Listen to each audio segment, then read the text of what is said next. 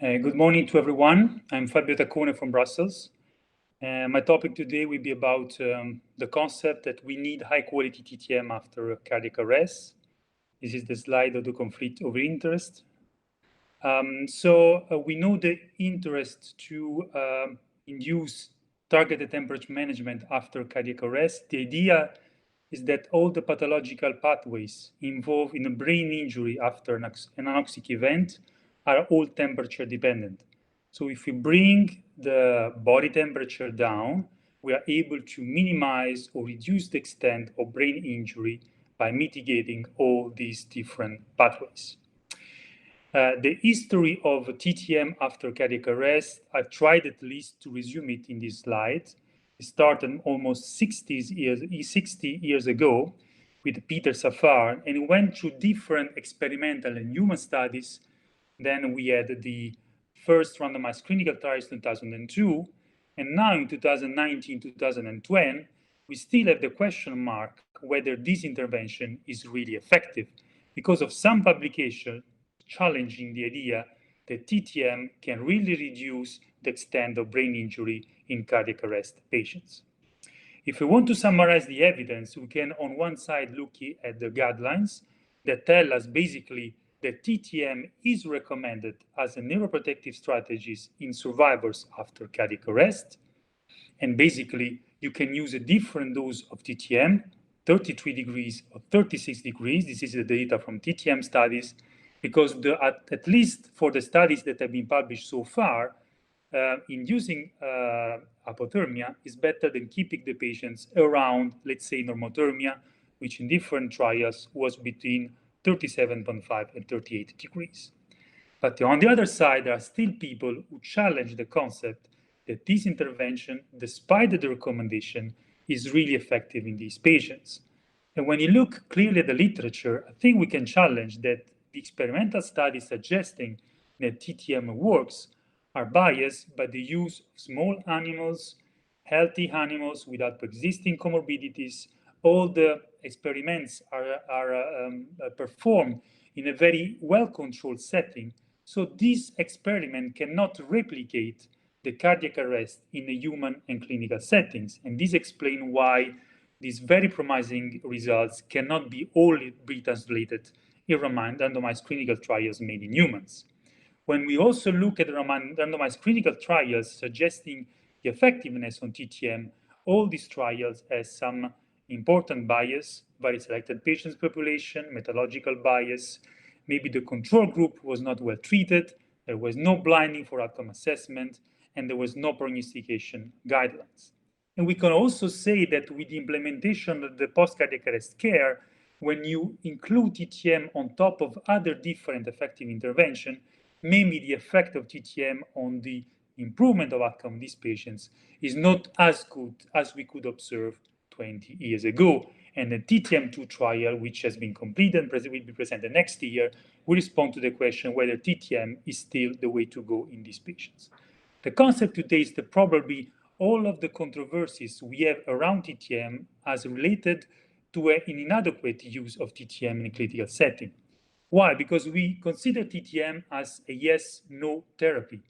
Why, as all the intervention we use in the ICU patients, we consider the intervention as a specific dose, specific regimen, a specific duration.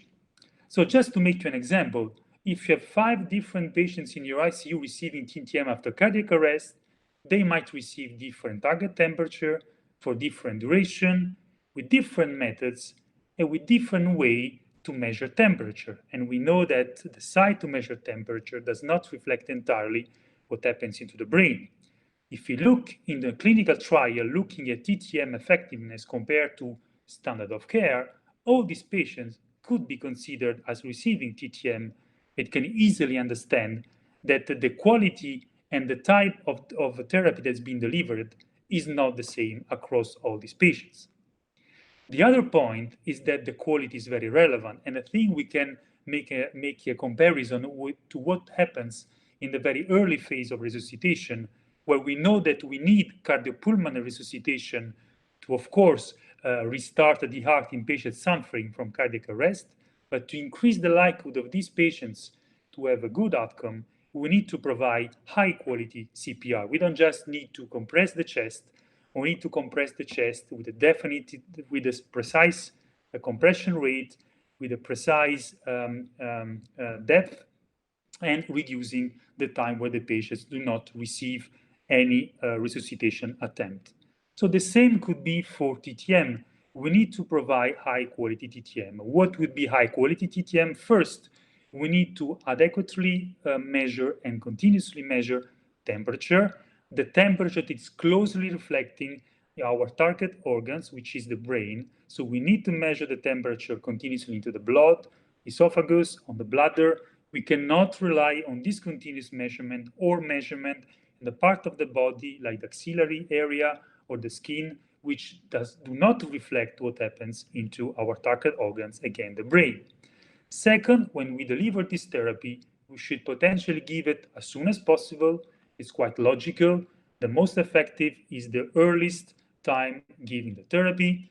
We should rapidly bring the patients to target temperature, maintain it at the specific target, slowly rewarming to avoid the reoccurrence of all these pathological pathways related to the anoxic injury, and then, of course, avoid fever, because as I told you, all these pathways are temperature dependent.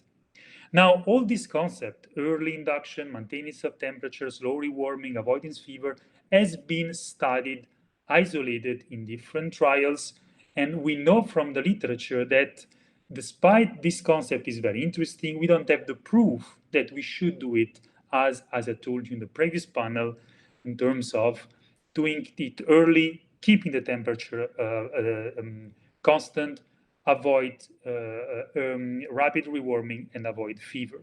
For example, for early cooling, we know, for example, from recent trial that if you start very early, as has been done in animals, which means during CPR, there might be subgroup of patients who would benefit from extremely early brain cooling. And that is a concept suggested, at least, not confirmed, it's just a subgroup analysis in the PRINCE trial. And in some observational trial, the time to achievement of TTM, of target temperature, has all been associated with a better outcome. If you look also at the dose of TTM, unless on a very large pragmatic trial, we can say that 33 and 36 are the same, there might be subgroup of patients where 33 or 36 might work better. And these two publications, again, not high quality because it comes from an analysis of registry, is not the same quality in a randomized clinical trial, suggest that maybe the severity of patients may identify those who might more benefit from 33 or from 36 degrees. Again, when we provide TTM, the way that we induce hypothermia with controlled temperature is also very important, and not all the devices work in the same way. We know, for example, there are some devices, like very invasive intravascular devices, that perform better than non-invasive external systems. And in systemic review meta-analysis we've been published last year in critical care, we have shown that, of course, with the bias of low quality of many studies being included, that the more sophisticated and precise is the system that you use to induce TTM, the highest is the likelihood to have a better neurological outcome, and in some cases, even survival. We have very few data about the role of rewarming rate. We conceptually understand we have to do it as slow as possible, but we miss clinical relevant data suggesting this is the way to go, is more effective than very rapid rewarming. And we know from several observational trials that post-TTM fever, in particular where temperature exceeds 38.5 or 39 degrees, is at least in terms of association related to a high probability of poor outcome. So if we consider TTM as a therapy and we consider this panel as being high quality TTM, and I show you two different TTM profiles. The one on the left part, which has a very low time to target temperature, very precise temperature control, very slow rewarming, a very well-controlled fever in post-TTM phase. And on the right side, a very low time to target temperature, very high variability, a very rapid rewarming rate, and some post-TTM fever. Which one would you choose? Probably the left one as being the most representative for high-quality TTM. And on the left side is basically what happens into the lab. Of course, we are treating animals, but because we are in the lab, we are able to provide high-quality TTM. On the right side is the TTM's trial, which is the best trial in the cardiac arrest field, but because he was pragmatic, he could not control for all these factors. And this is probably because this is one of the explanations why in the lab we don't need so many animals to show that TTM works in this setting. So this is the concept of high quality TTM. We need to provide good temperature measurement, good control, good induction, good patient monitoring, and using the right device to inducing TTM. And this could potentially even increase the effectiveness of this intervention in our patients. This is complex. This is just a panel suggesting how many issues you have to think about when you want to provide high quality TTM, but this is the way to go towards a precision medicine to individualize TTM in cardiac arrest patients. So in conclusion, brain injury is the first cause of poor outcome after cardiac arrest. The pathophysiology is complex, but all these pathways are temperature dependent. The only neuroprotective strategies today remain TTM. What I think we need today, we have this concept that high quality TTM is maybe the way to improve the effectiveness of TTM in our patients. Of course, we need studies that should demonstrate that this kind of approach is more effective than standard TTM. Thanks a lot.